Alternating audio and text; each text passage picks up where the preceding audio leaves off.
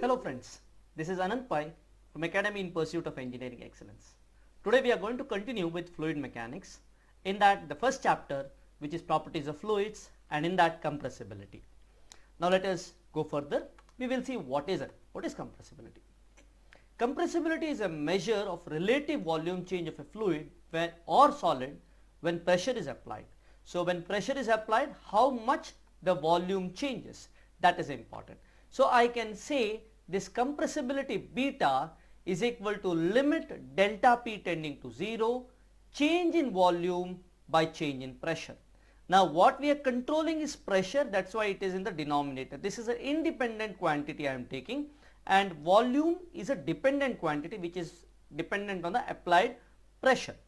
Okay, so beta is equal to 1 by V dV by dP just by the definition of our differentiation. Okay, so now what happens when there is a compression? There are two things here. If we consider mass as constant, mass can be written as density into volume. Now when you differentiate it, dm can be written as d rho into V plus rho into dV. So I can say if change in mass is 0, then I can say d rho into V is equal to rho into dV, and hence comes d rho by rho is equal to minus dV by V. So I can change my beta. Instead of saying minus 1 by V dV by dP, I can write it also as equal to 1 by rho d rho by dP. Now here we may wonder why this negative sign is here. Negative sign is here because when you increase the pressure, volume is going to reduce, and if volume increases, pressure has already decreased. Now when this compression is taking place, there are two ways in which it can happen. One is very fast, one is very slow. And we know if you have experienced, if you have filled air into your cycle tires using a cycle pump, okay, you might have seen when you do it faster, it gets heated up. When you do it slower, it doesn't get heated up, and you use less amount of power. Okay. Now these two extremes, one is fast compression and slow compression. These two are set as isothermal compressibility and adiabatic compressibility. If you compress it isothermally, it means you are compressing it slowly. Adiabatic means you compress it fast. Actually these are two extremes. You can't be very slow, you can't be that fast. So whatever you do compression, it lies between these two extremes. But it is always better to see what are the extremes. Okay. Isothermal compressibility, here what happens? The temperature remains constant. So dV by V, I am keeping the temperature constant. And when it is change in density we are taking into consideration, there also temperature remains constant. Adiabatic, what remains constant is entropy. We know entropy is cyclic integral of dQ by T. So when there is no heat transfer, because there is no time for heat transfer, okay. So when there is no heat transfer taking place, then you take isentropic compressibility or adiabatic compressibility. Here heat transfer, we don't say it's insulator, we are not insulating it, okay, but it happens so fast that there is no time for heat transfer. So you need more power to compress this particular fluid here. Okay, fluid or solid, yeah, you can say solid, but generally a fluid. Okay, so next we will see some more things. We will see what is isothermal case. Here one of the things what helps us is gas law. What is gas law? PV is equal to mRT. Now one of the important thing is what is R here? R here is not 8.314 kilojoules per kg Kelvin. Here this is characteristic gas constant, which comes from universal gas constant divided by the molecular weight. For air it is around 287, okay, joules per kg Kelvin. Okay, so this can also be written as P by rho is equal to RT. What I have done, this volume is divided by this mass. Okay, this mass comes down and this becomes P by rho is equal to RT. Now when it is isothermal, temperature remains constant. So I can say PV is equal to constant for a particular mass. Okay, so we will continue with this. We will see how we can get the compressibility in isothermal case.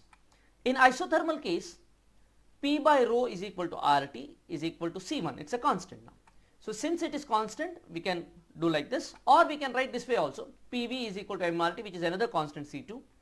Now from here we can write rho density is equal to P by RT, that is equal to P by C1, and when we differentiate it we get this. Okay, P vanishes. Now Bt, that is isothermal compressibility, is 1 by rho d rho by dP, and whatever is d rho by dP we have substituted it. And now what happens here is, now Bt is 1 by rho into 1 by RT. What is 1 by RT? Now when you see 1 by rho RT, 1 by rho RT, if you see, it is equal to 1 by P. You can see it here. Okay, 1 by, this is from here you can get that. Okay, 1 by rho RT, rho RT is 1 by rho RT is P. Okay, so wherever rho RT is there, I have put P here, and that's what is isothermal compressibility. That means isothermal compressibility is proportional to 1 by pressure. Now here we have to understand compressibility means how easy it is for me to compress. So when the pressure is low, it is actually easy for me. When the pressure increases, it becomes difficult, which is from our experience we can see. So isothermal compressibility here, it is inversely proportional to the pressure. The same thing can be derived with respect to volume also, which you can just see it. Okay, now we will look at the adiabatic case. Now the thing which governs the adiabatic case is, the law which governs the adiabatic case is PV raised to gamma is equal to constant, where gamma is the ratio of specific heat. Ratio of specific heat is specific heat at constant pressure divided by specific heat at constant volume. And keep in mind, this law is followed only by an ideal gas. We are considering whatever the material is there which is compressed is an ideal gas. Okay, so let us see how the things happens. Okay, now here what happens is P raised to rho, P by rho raised to gamma. Here V I have converted into rho raised to gamma is a constant. Okay, so now rho raised to gamma is equal to P by C1. Okay, and rho I can write it as P raised to 1 by gamma into 1 by C1 raised to 1 by gamma. Okay, P raised to 1 by gamma, 1 by C1 raised to, I have just taken this, I have taken the root with respect to gamma. Now what happens when I differentiate this, I get this. Here what I have done is P raised to 1 by gamma minus 1, I have split into 1 by P and P raised to 1 by gamma, and this P raised to 1 by gamma I have taken inside this bracket. So that's how I have got this. Okay, so I can write here, if we see P by C1, what is it? P by C1 is actually rho raised to gamma. We can see from here P by C1 is rho raised to gamma, and this rho cancels. I can write this as just rho because 1 remains, so rho raised to 1 divided by gamma into P, that is d rho by dP at constant entropy. Okay, so now beta S, that is the isentropic compressibility, is given as 1 by rho d rho by dP at constant, as d rho by dP at constant is rho by gamma P, and we can cancel rho and rho. What we get is beta S is equal to 1 by gamma P. So what has happened in case of isothermal, it is 1 by P. In case of isentropic, it is 1 by gamma into P. It shows that you need more efforts to compress isentropically rather than isothermally. This is one of the things we can see here, because it gets multiplied by gamma here. Now gamma generally for air it is 1.4. Okay, so it is increasing. This beta will be 1 by gamma P. So this beta value will reduce. The compressibility will reduce for adiabatic case compared to the isothermal case. Now next we will see what is the relationship of this compressibility with speed of sound. Now speed of sound is generally written as dP by d rho at constant entropy. Actually what happens when sound travels is there is compression wave which travels. Okay, and wave is a pressure wave which travels, and how the pressure changes with the density, that is important, and that is proportional to A square. A is the speed of sound and that medium. Okay. So now if we consider compressibility at constant entropy, we can see it is 1 by rho dP by d rho by dP. So you see the relationship between these two. So I can say Bs, we know dP by d rho, I can invert this and we can see that when we compare these two, we get beta s is equal to 1 by rho into A square. Now since beta s is 1 by gamma into P, okay, generally we have derived it, beta s is equal to 1 by gamma into P. I can write A square is equal to gamma P by rho, or wherever beta s is there, I put 1 by gamma and I have taken A square that side, so I will get gamma P coming up. So A square is equal to gamma P by rho, and P by rho we know what is it, it's RT from the universal from the gas laws. Okay. So now what we can write, A square is equal to gamma RT. So now if we know the temperature, if we know the gamma, if we know the R for that particular material, for that particular gas, then we can find the speed of sound. So A is equal to root of gamma RT can be found out. So like that we can find the speed of sound.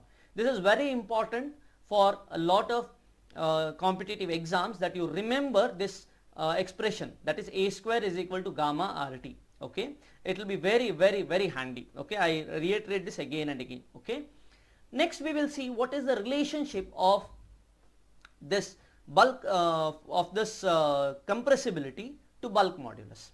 See, bulk modulus, when you see, say it is volumetric stress divided by volumetric strain, just like Young's modulus is linear stress divided by linear strain. Modulus of rigidity is shear stress divided by shear strain.